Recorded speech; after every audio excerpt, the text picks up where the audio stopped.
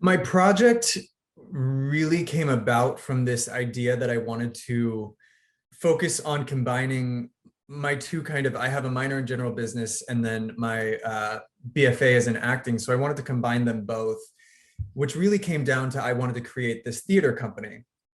However, during the time of doing this, it was right after the BLM movement during the summer and kind of right after the George Floyd cases. And there was a big call in the theater, not only on Broadway, but all the way down to kind of regional theaters, even here in Fort Worth, of a call for more diversity in theater, which we had a major lack of and still today even have a lack of, but it's starting to move in the right direction. But very quickly, I realized that just creating a theater or nonprofit for this project wasn't the right thing for me to be doing at this exact moment. So it really quickly became into the fact of, in Fort Worth today, what would a theater based around diversity look like?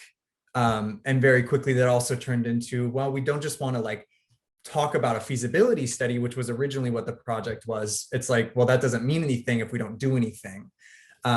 So through trials and tribulations of creating this project, we came down to putting on a production of Twilight Los Angeles 1992 by Anna Devere Smith. And I took a step as a producer, and then we put together a team to create like a director, an assistant director, and all the collaborative efforts of our actors. We put on a production of Twilight Los Angeles 1992 online because of COVID. Because it first started off as this feasibility study, but I think pretty quickly I realized that I wanted it to be more than that. Which the project kept evolving so much from this kind of little feasibility study to something that had, I mean, we had at the end of the day, I think over 10 people a part of this project. Like, this wasn't just my project. This was a whole team effort of creating this. So it very quickly, I realized that I wanted something more than just a feasibility study. And a lot of that came out because there were certain efforts in the Broadway community of realizing that diversity wasn't here. And they were off as we want to do a production of Pipeline by Dominique Morisseau, but then some of her work is transferring to Broadway. So we got about halfway through that and they were like, actually, just kidding, you don't have the rights anymore. And we were like, what? So then we had to completely scrap it and go to a whole new show, which was Twilight Los Angeles, which I actually think was even more timely. And I think everything kind of fell into place pretty beautifully. But it was all about creating this team of Ashley Parks as our director and Alejandro Saucedo as our assistant director and our whole creative team and actors. Became a much bigger project than I think any of us had initially even set out to do. But I think we were so proud of how it came out. I kind of split off my challenges into kind of like the legal requirements, which was a whole thing that I had to kind of deal with, of like actually being able to produce a production, because we had to get the rights first, which became a huge process, especially now, because usually you have to do things live to get rights. But especially during COVID, that didn't really get to happen. So there's only specific shows that will allow you to have streaming rights, because quickly we realized that if we were to do a live production or a live reading, which is originally what we wanted to do, there were specific COVID guidelines that we had to follow, specific creative aspects that we didn't have control over.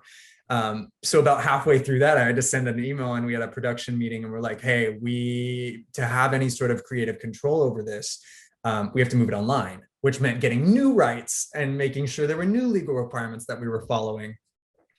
But another was the actor requirements. So the way that this show works, Twilight Los Angeles 1992, originally it was actually a one-woman production. It follows, I think in total there's like 100 monologues that she kind of cut down to around 52 for the production. But originally she performed all of them. Different races, different ethnicities, different genders, different ideologies. There's everything under the sun is represented, but she originally did all of them. But we wanted to do a 10-person cast, one, because we didn't want one person doing 52 monologues as a reading kind of thing. But in the actor notes for how to cast it, they wanted gender blind and colorblind casting, which kind of the way that works is like they wanted it to almost be like putting the actors in the shoes of another person, which we thought was a great acting exercise. But for what we wanted out of this specific production, we just didn't believe that that was appropriate, especially in this day and age. As we were like, let's say, like I, as a white male, was playing a character that was a Black female. We just didn't think that that was appropriate. So we made production ended up coming from the acting program, which was amazing. But it was making sure that they were comfortable with the roles they were playing. And there were specific accents, like there's a Panamanian accent as well as a Korean accent. And I, as a white male, and then our creative team as well, we were like, we don't represent in our kind of identities Asian American. So we were like, we don't want to pretend that we think that this is appropriate or that we even know. So we had to bring in our actors to kind of make that collaborative process of like, hey, we want to know from your perspective, what is appropriate, what isn't appropriate, what would tell this story the best from your perspective. So it became a very collaborative process. And then finally with technology, the night before the show, we had to download everything. We had the whole, like, I think at the end of the day, it's a 2.5, 3-hour production split into 2 acts. So it's humongous. And the night before, our assistant director, who was downloaded and edited, his computer ended up dying. Got up at like 4 a.m. the day of. It was like a Saturday. We were like, we're gonna figure this out.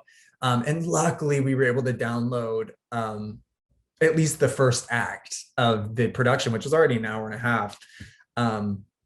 But that was a huge thing. And then we had to like figure out a way to stream Act 2 and then tell all of the people that had gotten tickets of what was going on. So that became its own kind of logistical, organizational issue that we ran into. And of course that was going to happen, because another part of actually filming all of this is that every single one of the actors had to do it themselves. They filmed it themselves, did the takes. We then gave them notes and then they did it again. And then we had to edit all of them together. And I mean, Alejandro did the most amazing job editing. I think it was a really, really powerful, but it really came down to, I think the biggest thing about theater is that it's collaborative and everybody was so on board and so passionate. And I think that's why it all came together, even with the obstacles that we did face. It really showed triumph, which I was so proud of. I think that's a huge part of it, is that we had this very specific view of what, like, as a perfectionist myself, I'm like, these are the steps that is going to make this production work.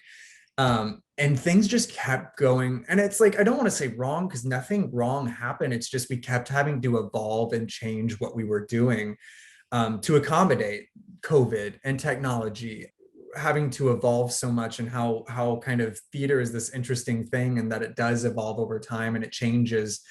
And the other thing is how collaborative it really came down to, because a big part of this, and I think a part that I've yet to mention so far, but a big part of what we wanted to do is, I had done interviews with a few different theaters from the Fort Worth area and also the DC area. And one of the biggest things we were focusing on was this idea of power equity, which really what that meant wasn't just we're bringing people to the table, it's bringing to the table and everybody has a voice, and making sure that everybody has that voice to make a difference or make a change that they believe is necessary. So when I say collaboration, it wasn't that just we were all in it. It was the fact that every single person had something so valuable to contribute. And that's what made this show what it was. I think be ready for anything, because again, this turned into, weekend, like every week we were rehearsing and it became this huge thing. But I think the whole point of we were okay with that is because we were passionate about it. Don't pick something or try to research something that you just think is something you should. Is like, you have to be passionate about it. And that's why, even though there were, hundreds of hours went into putting this, from interviews to legal rights to rehearsals to editing, it just hundreds of hours were put into it. But it really, I think, came down to, we really believed in what we were trying to tell and the story we were telling. We thought it was really important. And each one of us, and that's why I keep talking about, like, it's such a team thing, is everybody was so passionate and everybody was on board. If you have a team on your project, bring about people that you know are going to be just as for it as you are. And I think that passion, I think that's why this turned out the way it did, is that we were all so passionate, and this was something I was so passionate about, that I was like, I don't care how long it takes, I don't care how much, how many hours, is like, I wanted to do this thing, and then brought all these people kind of as my team members to help push this project along. I'm like, this isn't my project, these are everybody who worked on this, it's our project. And it came out of an act of love and compassion and passion for what we were doing, and telling an important story that I think we ended up telling.